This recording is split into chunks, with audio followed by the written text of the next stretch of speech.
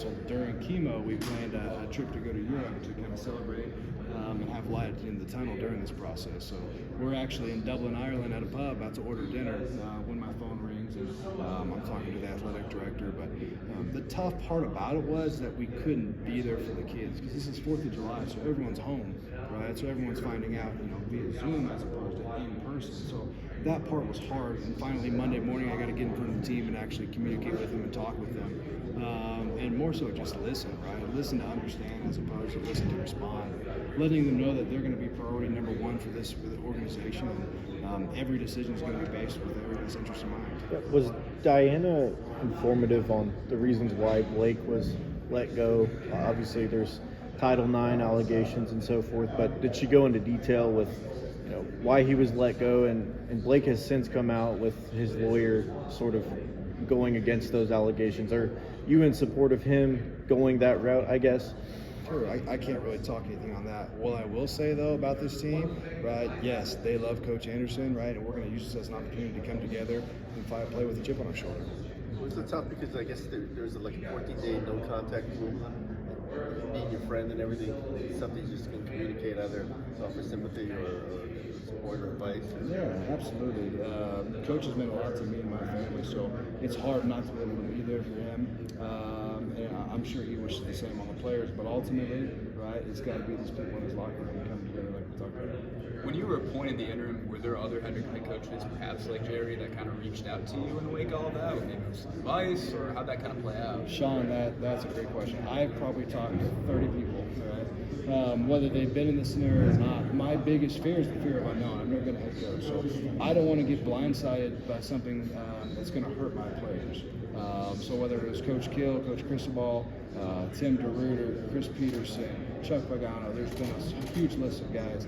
How can I not make the mistakes, right, so my players can experience the season they want to experience? And have you reached out to any? I mean, obviously, David Braun was in a similar situation last David year. Braun is going to block my number by the end of this thing. I've talked to him 4 times already. We have the same agent, so I've spoken to him many times. And that's the deal. Like, I'm a very humble guy. I don't have all the answers. If you guys want to repeat that to my wife eventually later on, that'd be awesome. But I'm going to make sure I do try to get them, and that's what I hang my hat on. How was your wife's health? Man, thank you for asking. So, 2 months ago, we found out she's cancer-free. So it's been a whirlwind. We actually finished. She finished her radiation up in Logan. So to say this community means a lot to me, I mean that's an understatement. It helped save her life. And when you, now I'm gonna start tearing up. When you watch someone go through that, it's tough, and it kind of puts everything in perspective. Like this is a fun job I get to do, and there's a lot more important things out there than coaching football. So I'm obviously tickled to death to be here, and our motto has just been kind of happy to be here and happy to be present and enjoy the moment. Considering all that she's been through, to know that she's supporting you through Yeah. maybe one of the most crazy times of your career, what does that mean? Isn't that funny? No, she's awesome. She's the rock.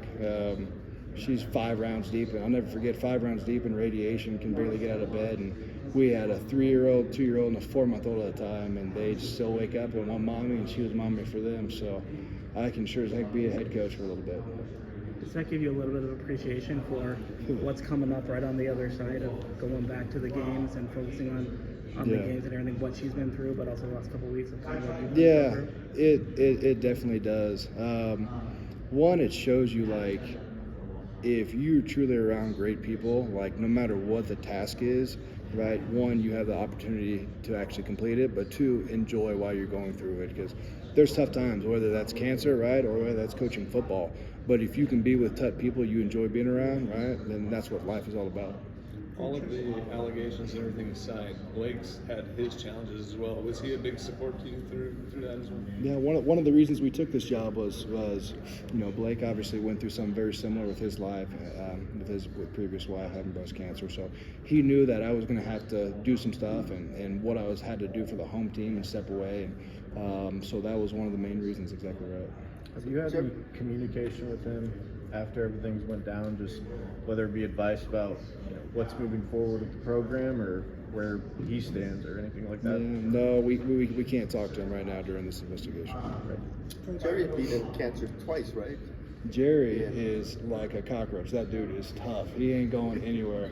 His last time I talked to him, he said he's not going to retire. He's just going to expire. So he has. He was phenomenal. So was he helpful with them? Oh my goodness! For me and my wife Alexa, he was. Yeah, he had stage 4 cancer twice. Twice, he beat it. Yeah, and you'd look at him and you'd never know. So the timing of it is never a good time to get his disease right. But we've been around phenomenal people that has helped the process. What was your question? You had a couple of them.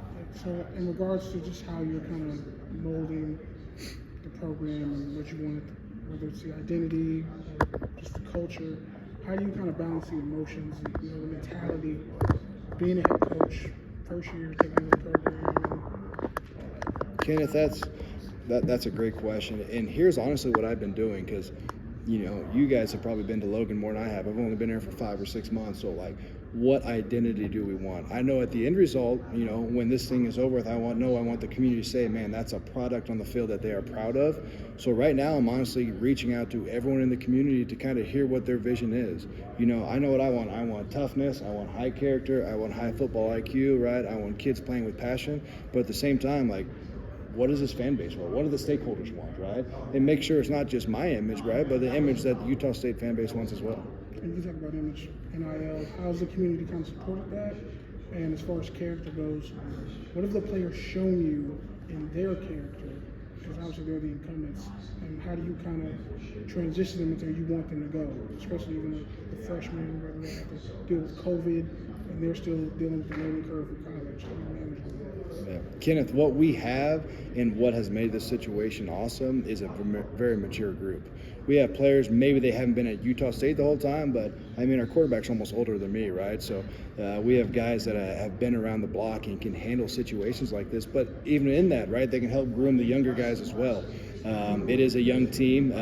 It's kind of very young or very old where we're at right now. So it's kind of cool where these guys can help mold the younger generation, right, and get them up into the standard that we want.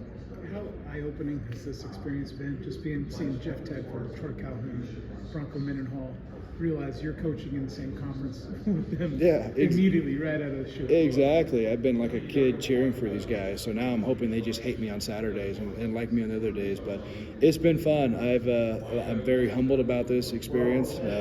I'm not sure I deserve to be here, but we're going to do everything we can to make sure that these kids have what they need in the platform to succeed. Is your goal, I guess, to be the long-term head coach at Utah State? Obviously, that's probably premature to ask, but do you feel like that, now that you're in the position, that's what you want to do? No, that's a great question. Do I want to be the head coach at Utah State? For absolutely ever. This place and what this community has meant to my family, you want to talk about a place to raise kids, you ain't beating Logan, Utah, right? And I got 3 little ones. But ultimately, and I told the team this, none of the decisions I make are about what's going to help me get this job. Every single decision is that we're having the players priority first, right? And what is best for these kids. And at the end of the day, right, if I follow this path, right, no matter what happens, I'm going to be dang proud of how we ran the program. That's a good question. Retention's been a problem for kids.